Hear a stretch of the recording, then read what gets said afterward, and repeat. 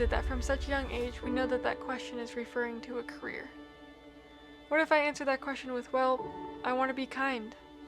I want to know how to love people well. I want to be the me that God made me to be. Just a thought.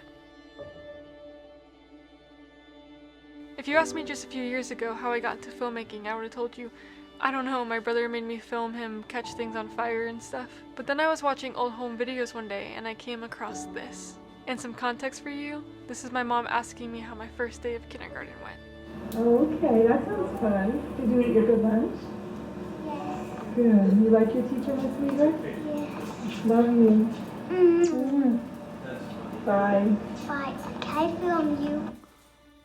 Wait, roll that back. Bye. Bye. Can I film you?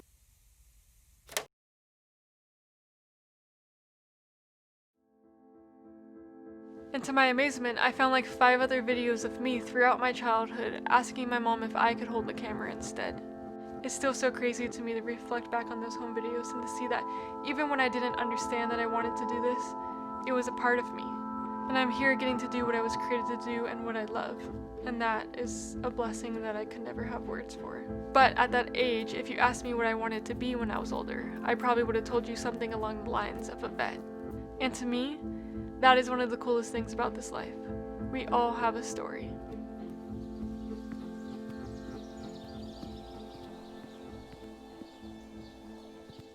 At that time, I had no clue that me wanting to hold the camera would turn into me doing this today. I could have never guessed that Peter McKinnon would have picked me out of 3,000 people, and that brought many of you here today to watch me on this journey.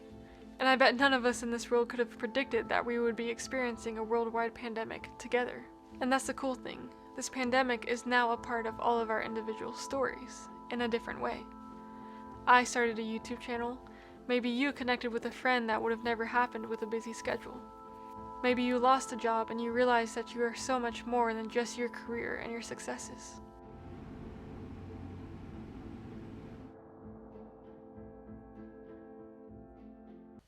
Okay, I'll step off of my soapbox and tell you how I became a filmmaker, practically. So as you can tell, I've always been drawn to the camera ever since I was young.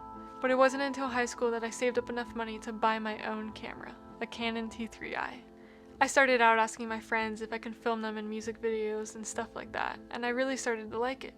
I wanted to learn more, so I signed up for a film class in high school, and they put me in a graphic design class instead. I was bummed, but there was nothing I could do about it, so I took the class, and I started to realize I could pick up on that pretty easily as well. But my graphic design teacher was also the film teacher at the school, so I expressed my interest to him, and he asked me if I wanted to help him edit a documentary he was working on. I said yes, and so my high school schedule looked like this.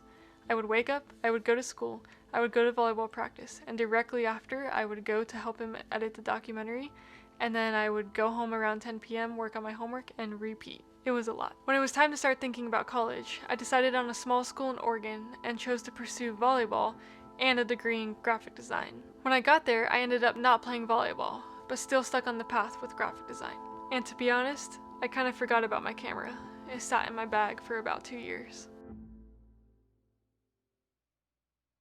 But then a brand new job opportunity opened up at my university, the sports marketing videographer. As soon as I saw it, it made me realize the 2 things I missed so much, sports and video. So without thinking about it, I applied right then and I got an interview. It was a 2-part interview. The first part was just an interview. The second part was that I had to go out and film a baseball game to show them what I could do. So I got a camera in my hands and I went out to the baseball field, and they told me I only had to stay for about 30 minutes. And I stayed for the entire doubleheader. I had not felt butterflies in my stomach of pure joy like I did that day in so long.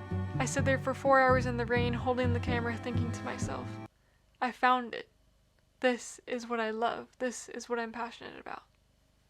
So I got the job, and for the rest of college I got to film all of the athletic events for my university, and I loved it. From there, I also got asked to join the Marcom video team to produce other content for the university. So let's recap for a second. I came to college. I didn't get to play the sport that I loved, but because of that, I got to work one of my favorite jobs that I've ever worked in my life. So after I graduated, because of my experience filming sports and my connections I had through Marcom, I got to work for a physical therapy company where I got to film professional athletes and their patients and some corporate gigs as well. And then I made the jump.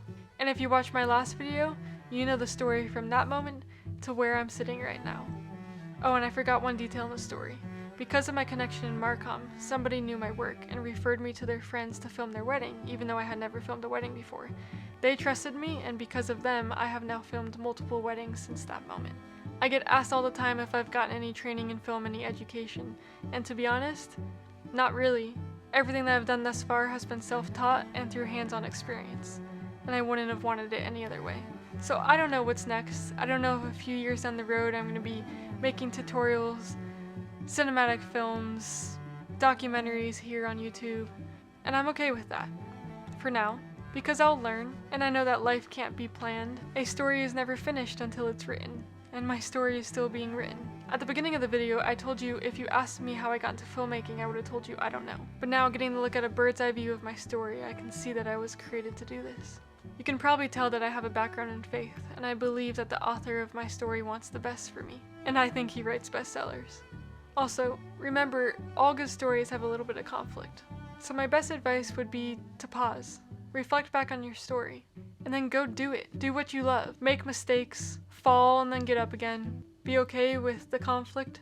It makes a good story. And remember that your story is unique, and that's what makes it beautiful. I'm so excited to see what this next chapter holds. Thanks for watching.